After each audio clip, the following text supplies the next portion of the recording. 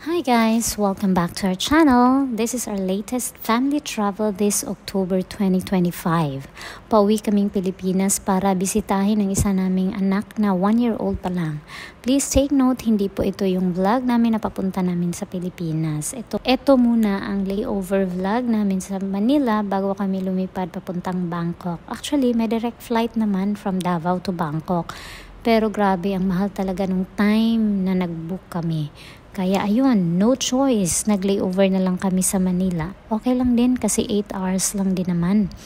At swak na swak sa schedule namin, perfect kasi may pasok na kami the following day. And the best part of this trip, tinry namin puntahan ang OFW Lounge sa airport, Terminal 3. Kasi naka Cebu Pacific kami and wow, super ganda talaga. At alam mong bagong-bago pa at malinis. Perfect na lugar para sa mga OFW na gustong mag-relax at magpabusog habang naghihintay ng flight. And guess what? Libre ang pagkain. Yes, you heard it right. Free food.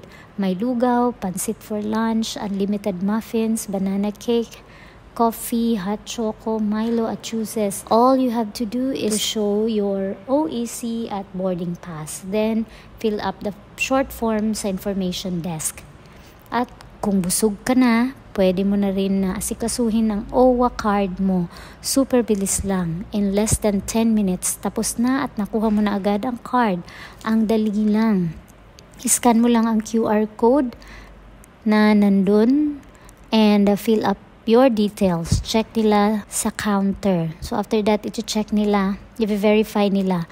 Kung active ang membership mo, then diretso ka na for picture taking. Pero kung expired na, you'll need to pay first to reactivate. After the photo, maghintay ka lang ng less than 2 minutes and yun, may bago ka ng OWA card. Pagkatapos nun, pwede ka na ulit kumain, magpahinga or makipagchikahan habang naghihintay ng flight. So, if you have questions, ilagay nyo lang sa comment section and I'll try to answer them one by one. And yan lang po guys. I'll see you in our next video. Bye-bye!